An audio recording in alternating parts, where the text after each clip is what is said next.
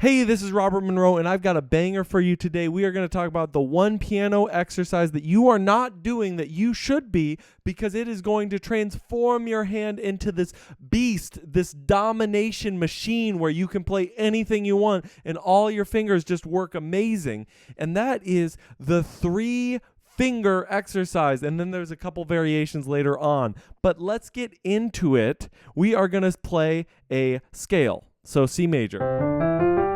And you may be wondering what the blue nail polish is about for the long-time viewers. Well, I've got not 1, not 2, not 3, but 4 girls at my house, and they insisted it was a spa day. Hey, what am I going to say? I'll hang out with them. So this is what we're going to do. We're going to start with our scale. You're like, C major, I know that. Well, what we're going to do is we're going to just take 3 fingers, 1, 2, 3, and we're going to go like this. Couple things to note. This is only going to work well if we have great technique, and I mean that in kind of the bodybuilding style of the word technique. A lot of times as musicians, we think of technique as basically like a capability of doing things, like, oh, I can play fast, I have good technique. But in this, I mean our form, the way our hand is shaped and how we're approaching things. So we're going to move nice and slow. We're going to make sure every note is even, all are the same. And then we're also going to make sure that the fingers that are not playing are still touching the piano, and we're just moving nice and slow. Once that feels good, we're going to move to 2, 3, 4 and do the same thing. This is probably going to be harder for you. I'm kind of giving you a false impression of the skill of this because I've done it for quite some time. Then we're going to go to 3 fingers at the end, 3, 4, 5.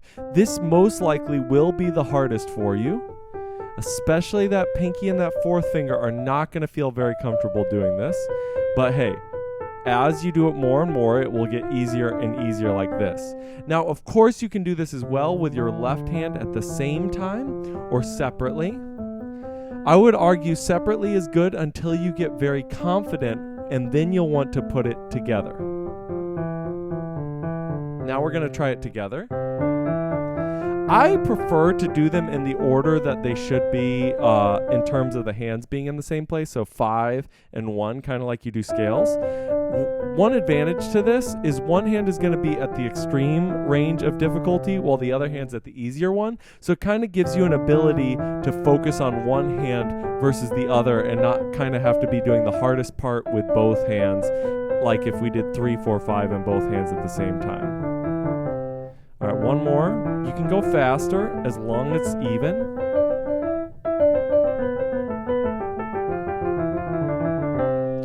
And then we're going to go to a different key. I like just going up a half step and doing it again.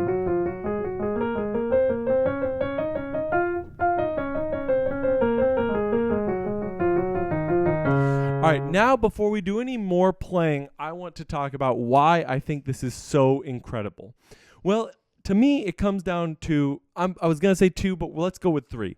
It comes down to 3 different things. The first thing is this is going to give us so much more work on these fingers, the 4th and the 5th finger. And these are typically the troublemakers when it comes to piano playing. And so because we're forcing them to really exert, we are going to be really developing the skill there in a way that when you play scales, you barely touch upon, especially the 5th finger. You're probably only playing that once, even though you're doing a billion octaves, right? The second thing, which is even more important, is I have become convinced that the sport of playing piano is very similar to studying an actual physical sport like basketball or football, where the more our muscles are developed and the more our body is developed, the more athletic and powerful and strong we can be on our instrument. Well, what does that mean for our pinky and our 4th finger? That means we need to develop the muscles that allow us to play our pinky and our 4th finger, and we need to stress them and stretch them in a safe, controlled environment, but one that is going to induce an adaptation. So what do?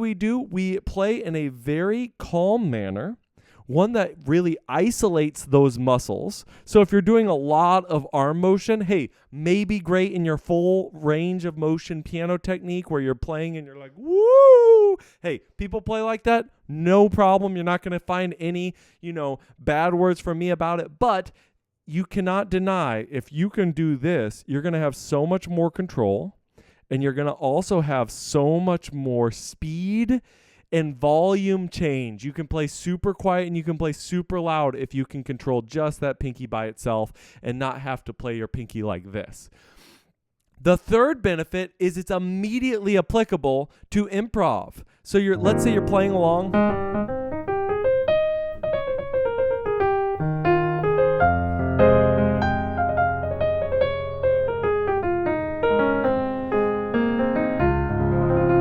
You see how that works? It's actually a really nice exercise for putting in two little improv things. It's got a nice change of pace, little change of texture. Let's get into a couple of my favorite variations of this. The first is actually really, really straightforward, and that is you go to 4 fingers. It's just as simple as that. Then we go back down. Then the other 4 fingers.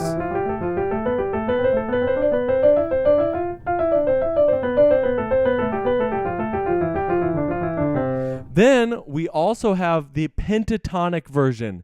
This might be my favorite goated exercise. What do I mean by that? This one is not only going to kick your butt because of the stretch now involved, because not all the notes are right next to each other, but this is going to develop you into a improv beast. You are going to be just ready to rage on any blues or rock song. So this is what it looks like.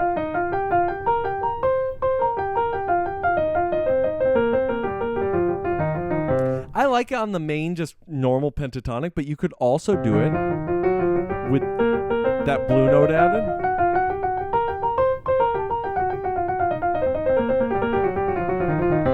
So you could be.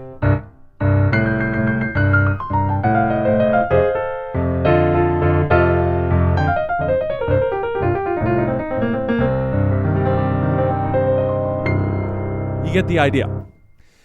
What does this lead us to? I think you need to be using this exercise if you aren't. And this exercise is my go-to number one exercise when I see my students struggling with finger dexterity.